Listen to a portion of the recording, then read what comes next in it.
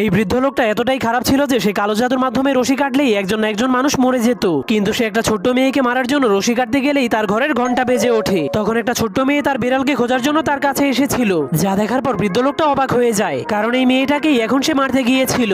আর সেই ছবিতে দেখানো বিড়ালটাকে সে আগেই মেরে ফেলেছিল। কিন্তু মেয়েটা রুমের মধ্যে অনেকগুলো রশি দেখার পর সেই রুমের মধ্যে ঢুকে যায়, এরপর একটা রিমোট দিয়ে খেলতে শুরু করে দেয়, যার কারণে বৃদ্ধ লোকটার কালো জাদুর রশিগুলো এদিক ওদিক দৌড়াতে শুরু করে দেয়। কিন্তু বৃদ্ধ লোকটা যখনই ছোট্ট মেয়েটাকে মারার জন্য তার রশিটাকে কাটতে যায়, তখনই মেয়েটা রিমোটের সাহায্যে সেই রশিগুলোকেও দূরে সরিয়ে দেয়, যার কারণে বৃদ্ধ লোকটা রশির পিছনে দৌড়াতে দৌড়াতে অনেক ক্লান্ত হয়ে যায়। কিন্তু তখনই মেয়েটা পাশেই আরেকটা মেশিন দেখতে পায়। তখন সে মেশিনের কাছে গিয়ে মেশিনের সবগুলো বাটনকে চাপতে শুরু করে দেয়। ঠিক তখনই সে ওই মেশিনের মধ্যে তার মৃত বিড়ালের ছবিটাকেও দেখতে পায়, যা দেখার পর মেয়েটা বুঝতে পারে এই বৃদ্ধ লোকটাই কালো জাদু করে তার বিড়ালটাকে মেরে ফেলেছে। এর জন্য সে বৃদ্ধ লোকটার ছবিটাকে খুঁজে বের করে বৃদ্ধ লোকটাকে মেরে ফেলার ভয় দেখাতে শুরু করে দেয়, যা দেখার পর বৃদ্ধ লোকটা অনেক ভয় পেয়ে নিজের জীবন বাঁচানোর জন্য মেয়েটার বিড়ালটাকে কালো জাদু থেকে মুক্ত করে বাঁচিয়ে তোলে। তখন মেয়েটা তার বিড়ালের মেয়াও শুনতে পেয়ে অনেক খুশি হয়ে তার বিড়ালের কাছে চলে যায়, যার ফলে বৃদ্ধ লোকটা অনেক ভয় পেয়ে তার ছোট্ট কাছিটাকে ফেলে দেয়। এরপর অনেক বড় একটা কোড়াল নিয়ে বাহিরে চলে যায়। কিন্তু সে বাহিরে গিয়ে মানুষ মারার কাজ বাদ দিয়ে তার ঘরের সামনের ঘাস কাটতে শুরু করে দেয়। এই পাহাড়টা ঘুমানোর জন্য যখনই তার চোখগুলোকে বন্ধ করে তখনই পৃথিবীতে কয়েক হাজার বছর কেটে যায়,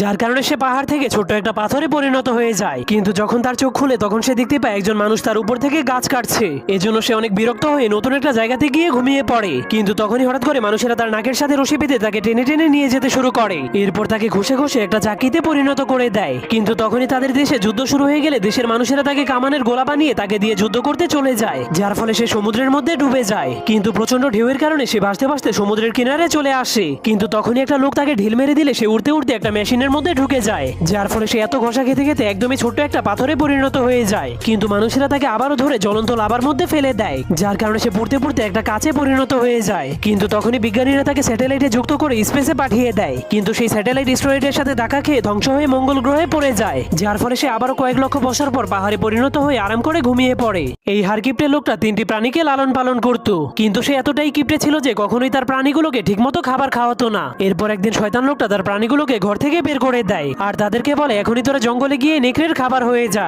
কিন্তু যখনই একটা নেকড়ে সেই লোকটার কথা শুনতে পায় তখনই নেকড়েটা লোকটার ঘোড়াটাকে থামিয়ে বলে তোমার মালিক বলেছে তোমাকে আমার ক্ষুধা মেটাতে। তখন ঘোড়াটা তাকে বলে আমার শরীরে কোনো মাংস নেই, আমার শরীরে শুধু হাড্ডি রয়ে গেছে, আমি মোটা হওয়া পর্যন্ত তোমাকে অপেক্ষা করতে হবে। এই জন্য নেকড়েটা তাকে চলে যেতে দেয়। কিন্তু এরপর সে শূকরকে থামিয়ে বলে তোমার মালিক বলেছে তোমাকে আমার খাবার হতে। কিন্তু শূকরটা তাকে বলে কয়েকদিন পর আমার পেট থেকে অনেকগুলো বাচ্চা হবে, যার ফলে তুমি একসাথে অনেকগুলো খাবার খেতে পারবে। এটা শোনার পর নেকড়েটা অনেক লোভে পড়ে শূকরটাকেও ছেড়ে দেয়। কিন্তু এরপর নেকড়েটা ওই লোকটার ভেড়াটাকেও থামিয়ে সেই কথাগুলোই বলতে শুরু করে। তখন ভেড়াটাও তাকে পশমগুলোকে সরিয়ে হাড্ডি দেখাতে শুরু করে আর বলে মাংস হওয়ার পরে তুমি আমাকে খেয়ে ফেলো। তখন নেকড়েটা তাদের কথা বিশ্বাস করে 1 বছর ধরে কিছু না খেয়ে তাদের অপেক্ষায় ঘুমিয়ে থাকে। 1 বছর পর শূকরটা তার বাচ্চাদেরকে নিয়ে সেখান দিয়ে যাওয়ার সময় নেকড়েটা তাদেরকে খাওয়ার জন্য ধরে ফেলে। তখন মা শূকরটা বলে আমার বাচ্চাগুলো অনেক অসুস্থ, তুমি ওদেরকে খেলে তুমি অসুস্থ হয়ে মরে যাবে। যা শোনার পর নেকড়েটা অনেক ভয় পেয়ে তাদেরকে ছেড়ে দেয়। কিন্তু তখনই শূকরটা আবারও নেকড়েটার কাছে গিয়ে বলে কানে কানে তোমাকে কিছু কথা বলবো। তখন নেকড়েটা কথা শোনার জন্য কান বাড়িয়ে দিলেই শূকরটা এবং তার বাচ্চারা তার কানগুলো ধরে টানতে শুরু করে দেয়। এরপর সে অনেক ভয় পেয়ে কসম করে আজকে থেকে সে আর কখনোই মাংস খাবে না।